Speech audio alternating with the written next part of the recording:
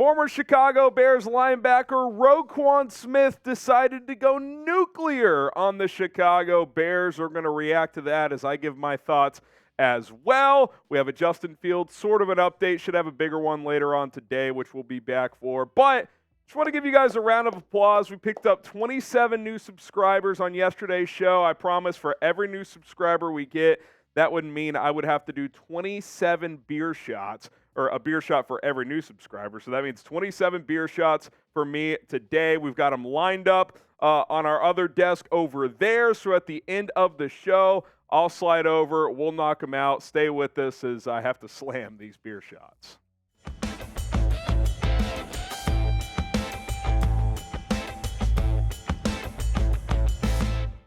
I'm Harrison Graham. You're watching Bears Now. It's been just over a year since Ryan Poles traded All-Pro linebacker Roquan Smith to the Baltimore Ravens. He had a sit-down interview with Albert Breer of SI, Monday Morning Quarterback, whatever you want to call it.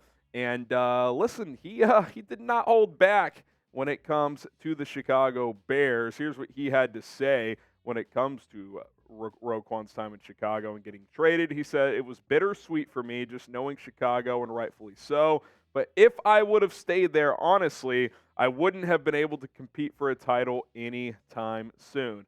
Man, it makes me so happy just knowing my career is not going down the drain in the sense of playing somewhere where I'm truly competing for a title." Remember, Roquan Smith wanted to stay. Do I think he handled things that great? No. He went super public with his trade request, called out Ryan Poles, said the Bears were negotiating in bad faith. But he did want to stay here. He just wanted $20 million per year. The Bears wanted to pay him $18, and so they opted to trade him over that. But he clearly is not still upset about the whole situation and how it was handled from Chicago's side. Here's more from Roquan. He said, "When I came over here, it took me a while, like a couple weeks, to really realize how stacked this team was, as well as how many good people there are on this team and how they just bring in truly good people." To me, this entire statement, just the last few quotes we've gone through, is a direct shot at Ryan Poles, who, again, Roquan Smith called out last year. He does not respect Poles. I think that's pretty clear. There's no doubt about that. He doesn't respect the Bears at this point. And look, we could sit here and say, who cares what Roquan thinks anymore? He's gone. He's there. We're here. Who cares about it? But I think it's one of those situations where you have to look at it. Roquan Smith has probably been your best overall player for this franchise in the last 5 years. Perception is reality, at least to a certain extent. The Bears stink. The Ravens are awesome. And by the way, as soon as Roquan got there, he became a leader and a stud of that football team. And it is up to Ryan Poles, players on this team, other coaches and front office members to change the narrative in Chicago. What's the narrative league-wide around the Bears? They stink. Period. End of story. They don't make smart decisions. They don't pick the right players. They don't pick the right coaches. That's the narrative. And are they wrong when people say that? How can we sit here and say that that's the case? Sure, they've made some good moves. Sure, they have some good players, but it's not nearly enough to be competitive, and that's where Roquan's right. If he was still here, it's not like the Bears would be awesome. Like, it would still be a rebuilding process with no end in sight of when this team is going to be competitive. And I do think it goes to a larger picture of how Ryan Poles handled this linebacker position. He decided to trade Roquan for a second and a fifth-round pick instead of paying him $20 million per year, which is what Baltimore paid him.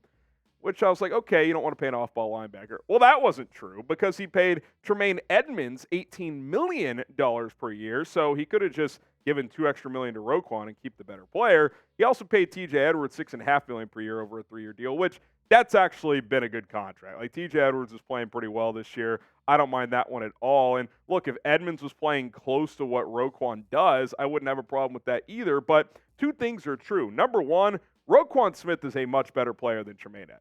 That's just a fact. If you want to sit here and talk about scheme and fit and this and that, that's on you as a coaching staff. Like, if you can't figure out how to best use Roquan Smith and you think Tremaine Edmonds is a better fit, that's a you problem. Like, Roquan Smith is clearly the better player. He's worth the extra $2 million. So that's number one. Number two, Jack Sanborn, who we saw fill in for Tremaine Edmonds last week and played very well, who we saw become your best linebacker last season after trading Roquan, which, by the way, we never saw Roquan and Sanborn play together, which I think was a mistake. He makes less than $1 million per year. So if you didn't want to pay an off-ball linebacker $20 million, that's fine, but don't turn around and pay Tremaine Edmonds $18 million and TJ Edwards and have Jack Sanborn be your third linebacker. You could have just gone TJ Edwards for $6.5 million, play him next to Sanborn. Yeah, maybe it'd be less productive than if you kept Roquan, but you'd also have an extra 13, 14 million bucks sitting around, or hell, 18 million by not paying Tremaine Edmonds, but you didn't do that. You thought Edmonds was a better fit on this team. It's just not the case. Like, Roquan Smith is such a superior player that you missed the boat on that. So there were other options. If you didn't want to pay Roquan, that's fine. But turning around and paying Edmonds slightly less when he's clearly not in the same caliber of player as Roquan, it's bad management. I mean, there's just simply no way around it. So that gets you to this question. Do you believe in Ryan Poles? Type B for believe or D for don't. I think he's done some good things. I like some of the moves he's made. I dislike a lot of the moves he's made. So the jury is still very much out. This will definitely be the defining offseason for him, especially as they figure out what they're going to do at quarterback. B for believe, D for don't. Let me know what you guys think.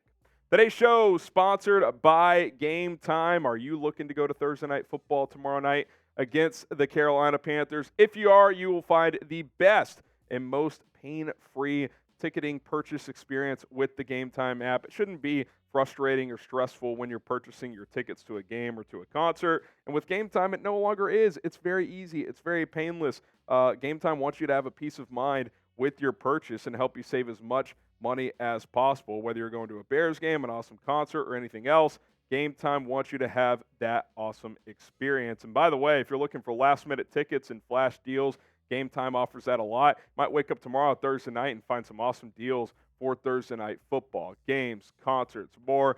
Very user-friendly app. You'll get views from the seats, the exact vantage point of where you're purchasing your ticket, because that's critical, right? You want to know if you have a good view of the field or the concert venue or not. So get started with GameTime. Download the app today, create an account, and then use promo code BearsChat to get $20 off your first purchase. That is promo code BearsChat. After you download GameTime and create an account today, last-minute tickets for the lowest price available, guaranteed with GameTime.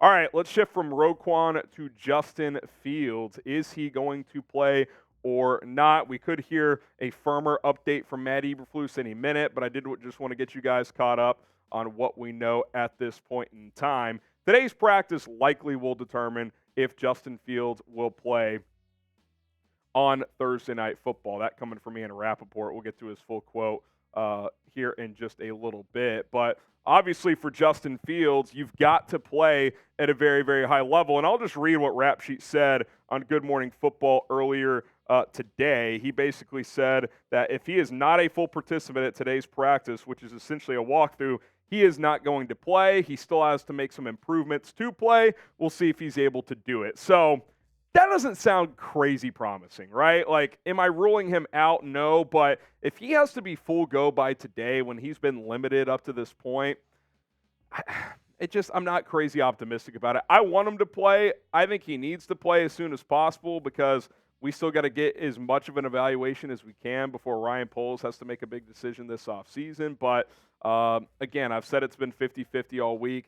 I think that's probably at best at this point if he plays on Thursday. We'll hear from Matt Eberflus. Hopefully he gives us some inkling at some point today about Fields' playing status, but we know how Flus is. It could very much be in that game-time decision category. And, look, in this case, it might truly be. They might just test it out pregame tomorrow, and if they feel like he can go, he will. If not, he'll get the extra 10 days off and play Detroit. But we've mentioned it all week. I mean, you only have so many games left if you're Justin Fields to A, prove you can play at a high level and be this team's franchise quarterback, and B, get back, get healthy, and stay healthy. It's been a problem. He's had minor injuries in every year of his career, and if you're going to be a franchise quarterback, you got to be a guy that's on the field for most of the time.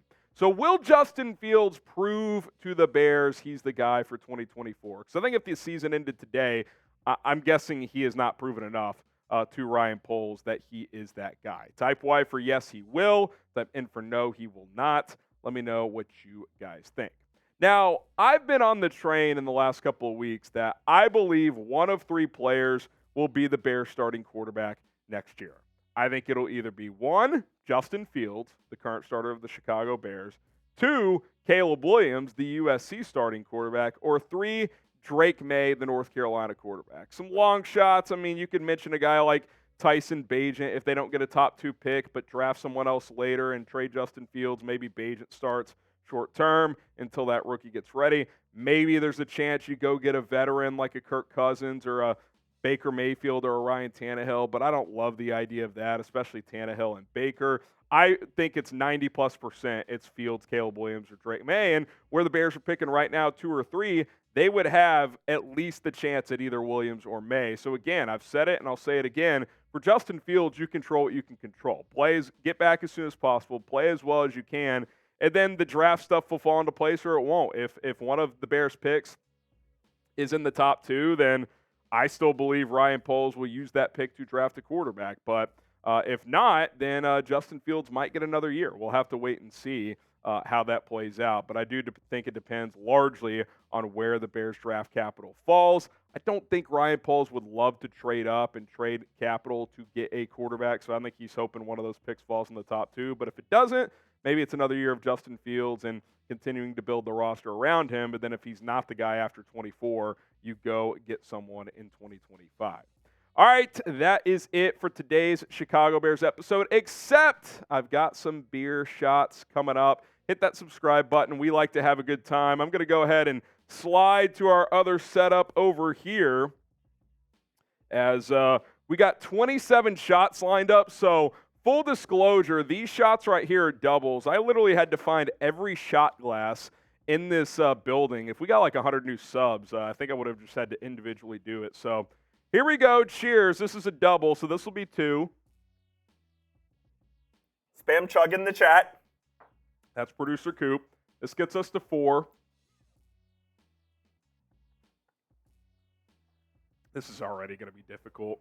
This will be 6. It's not even noon yet. This is 2 full beers worth, and yeah, I'm not prepared. This will be 8.